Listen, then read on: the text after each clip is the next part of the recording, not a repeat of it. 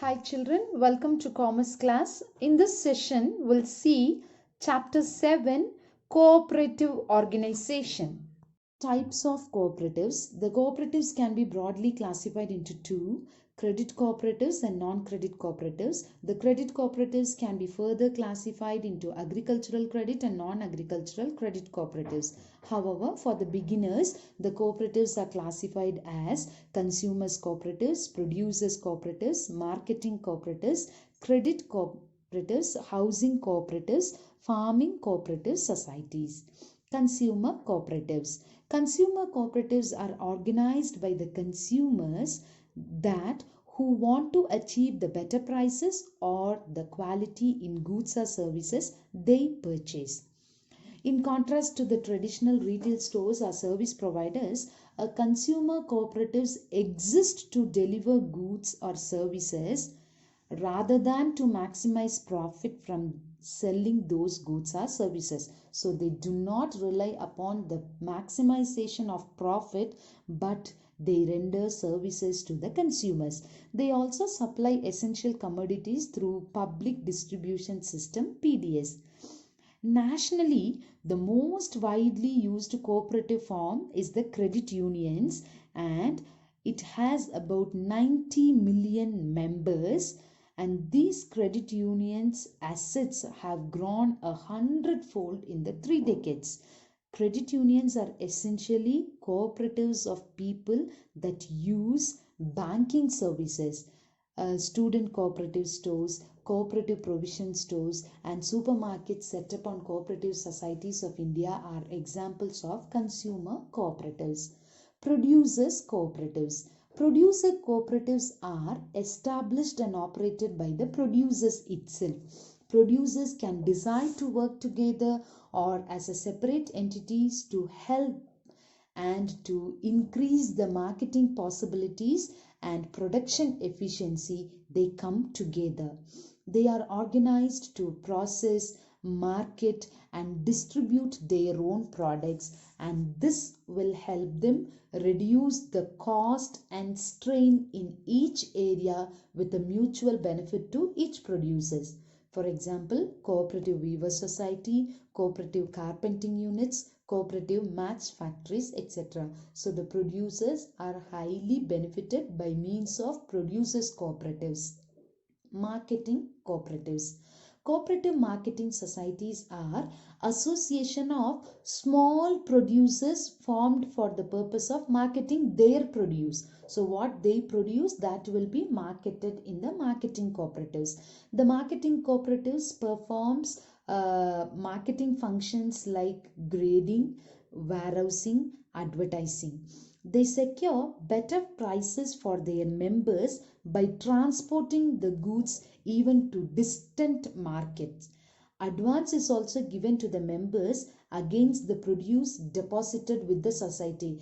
If at all it is not sold, the cooperative members are giving advances to the producers. So what will happen? They can continue their work in the field or in any firm. Thus, they are the boon to the agriculturalists, small producers, and artisans who, in the absence of these cooperatives, would be forced to sell at lower prices to the middlemen because they are in need of money. So, to get the money immediately, what the farmers or the producers does, they give the goods, they sell the goods to the middlemen at a lower prices. So, this is considerably reduced due to the marketing cooperatives. Credit cooperatives. These are the societies which are formed for the purpose of providing short-term financial help to their members.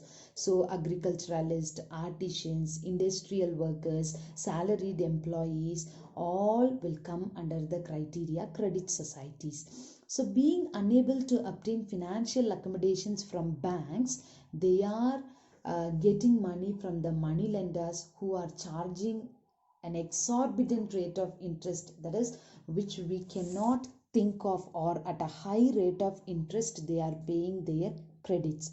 So to bring an end to this exploitation and to encourage thrift, to encourage the saving habit with the members of the society, credit cooperative societies were formed. These credit societies may be agricultural credit societies or non-agricultural credit societies also. Housing cooperatives, these are meant to provide residential accommodation to their members on ownership basis or on rent. People who intend to build houses of their own join together and form housing societies. These societies advance loans to their members which are repayable over a period of 15 to 20 years. Housing building societies, on the other hand, construct houses for their members instead of granting loans to them, and these are house construction societies which acquire land, construct houses and rent them to the members. The member tenant will pay the rent towards the society. However, he can own the house after paying the full cost. Cooperative farming society, when various farmers in a village pool their land together and agree to treat the pooled piece of land as one big farm for the purpose of cultivation, and when purchase the necessary input for cultivation or market the crops jointly, then it is termed as cooperative farming society. They elect an office bearer on the basis of one member, one vote, who will look after the proper cultivation of the new farm. The ownership of the land still remains with the respective members of the society, and they can withdraw from the society whenever they like.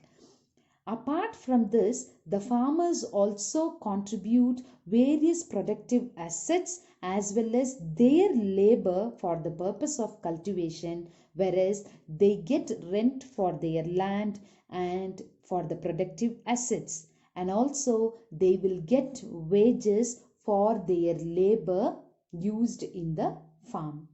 Thank you.